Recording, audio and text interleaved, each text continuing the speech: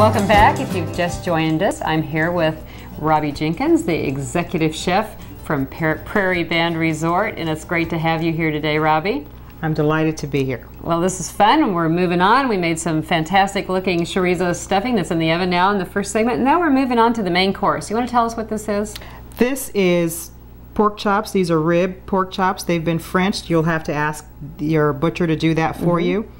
And the marinade, which will be our sauce, starts with a cup of honey, half a cup of molasses, and I'm going to put that in the saucepan over here. Okay. The heat will help those flavors marry well.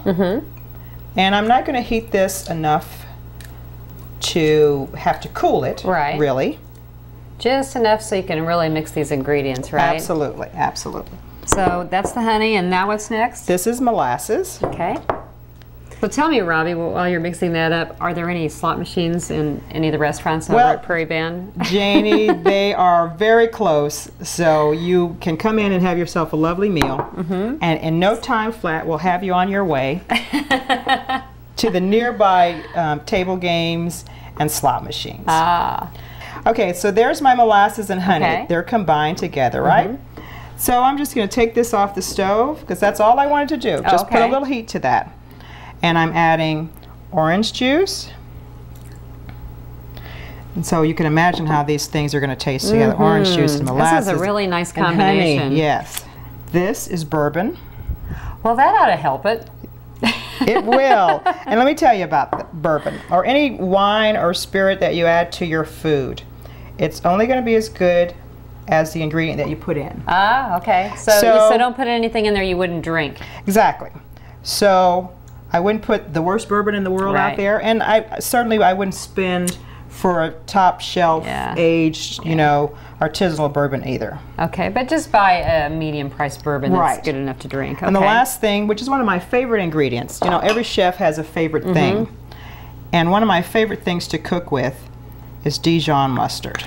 I'm with you on that. I put Dijon mustard in a lot of things. Yeah. Crazy about it. Is this dish available on the menu? Yes, it is.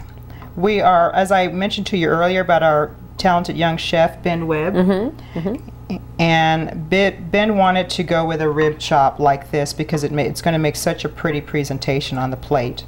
We've always had pork chops on the menu, but we're changing to this one. Well, there's nothing like a rib chop, I think, when it comes to pork. It's really going to be juicy and flavorful. So you see, that's all ready. Okay. Don't worry about that. There are little chunks of Dijon mustard in there. Now you can pour this over in a dish, and you know something else that's really convenient to marinate in is put everything inside a plastic Ziploc storage bag. Oh, right, and you did this with the chops that you brought that are already marinated, ready to cook, because this has to go in the refrigerator for 24 hours, right?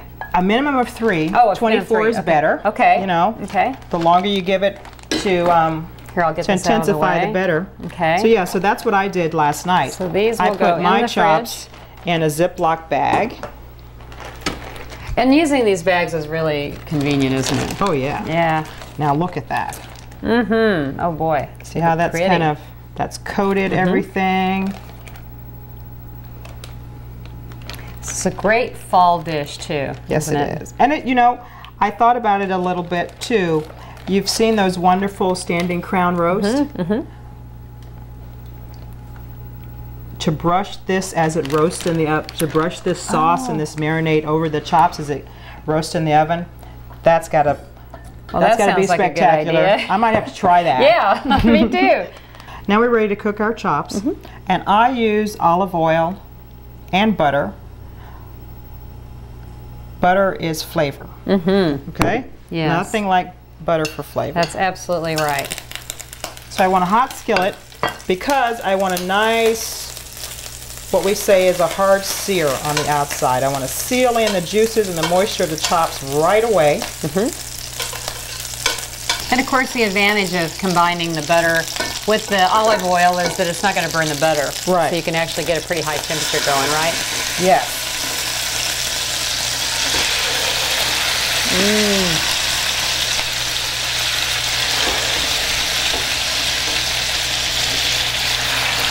So about how long does it take for each side? I'm going to let those go for about 3 minutes on each side. And of course, we're using a braising pan here because it was handy, but a braising pan or a skillet, as long as it's stainless steel, right? Stainless steel, heavy bottom, because you do want it to get hot, very hot, okay? And I think they're ready to turn. Oh boy, that looks good. At that. So Robbi, what are some of the favorite entrees out at the Three Fires Steakhouse? Well, of course, everyone loves filet mignon. Oh, yeah. So that's a popular hit on the menu, as well as our fresh fish walleye. Walleye. You have walleye on the menu. Yeah, we have walleye. Well, these are just, aren't they beautiful? Oh, they're gorgeous. And the smell, I wish this was smell-o-vision. Yeah. But take our word for it. It smells incredible. It smells wonderful. These are a little thick. So I'm not sure I want to continue to cook them in the pan. Okay. I think I'd like to transfer them to a platter or a pan and put them in the oven. While we finish the chops in the oven, we're going to make the sauce. Okay. This is the marinade, okay?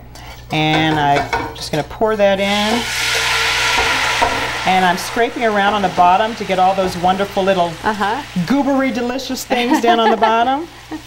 I've got time, so I think I'm going to just kind of let this simmer at medium. Okay. Till it reduces and thickens. Okay. Our sauce is reduced by half, as you see here.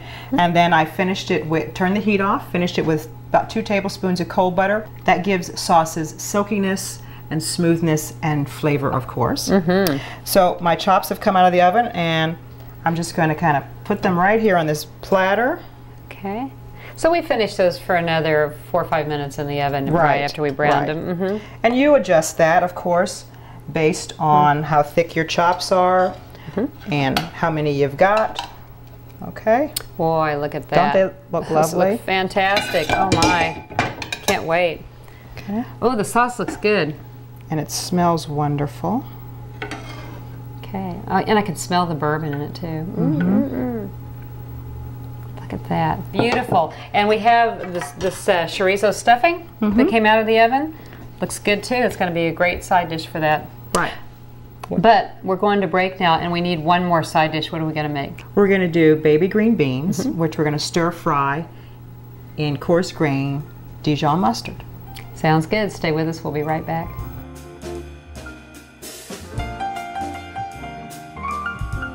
For recipes seen on today's show, visit our website at freestatestudios.com.